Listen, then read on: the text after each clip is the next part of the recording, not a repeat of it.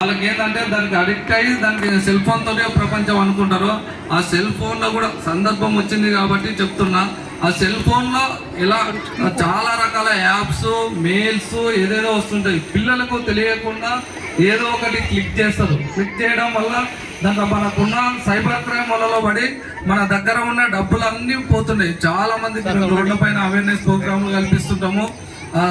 Phone వల్ల చాలా లాభాలు ఉన్నాయి, నష్టాలు ఉన్నాయి.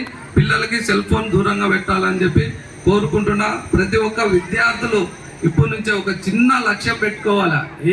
Golden bird at least you can get feather అని, అంటే బంగారు పిట్ట మీద దృష్టి పెడితే కనీసం చివరకు దాని ఈకనైనా మనకు లభిస్తుంది అని చెప్పి.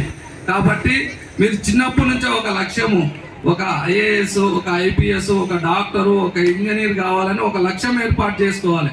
ఆ గోల్ ఏ విధంగా రీచ్ కావాలని చెప్పి మనం సాధన చేయాలా. మనకు ఎంతో విద్యావంతులు ఉన్నారు, టీచర్స్ ఉన్నారు, వాళ్ళని అడిగి తెలుసుకోవాలి. మేము చదివే రోజుల్లో మాకు ఒక స్కూల్లో ఒకటే టీచర్ ఉండేటోడు. సైన్స్, మ్యాథ్స్, సోషల్, ఇంగ్లీష్ అన్నీ అదే టీచర్ చెప్పేటోళ్ళు. మీకు చూడు ఎంతమంది టీచర్ ఉన్నారు. ప్రతి ఒక్క సబ్జెక్ట్ ఒక టీచరు. ఇంగ్లీష్ ఒకసారి చెప్తాడు, తెలుగు ఒకసారి, హిందీ ఒకసారి, మ్యాథ్స్, సోషల్, ఇంతమంది టీచర్స్ ఉన్నారు. కాబట్టి ఇవల్ల యూటిలైజ్ చేసుకోవాలి. మేము చదివే రోజుల్లో మాకు కనీసం ఇంగ్లీష్ మాట్లాడడానికి రాదు చిన్నతనంలో. ఇప్పుడు చిన్నపిల్లలు ఎంత చక్కగా మాట్లాడిండ్రు మీరు. కాబట్టి ప్రతి ఒక్కటి యూటిలైజ్ చేసుకొని ఉన్నత స్థాయికి పోవాలి.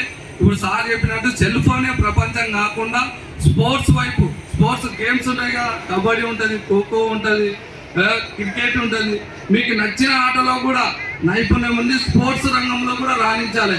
ఇప్పుడు స్పోర్ట్స్కి చాలా ప్రాముఖ్యత ఉన్నది. మీరు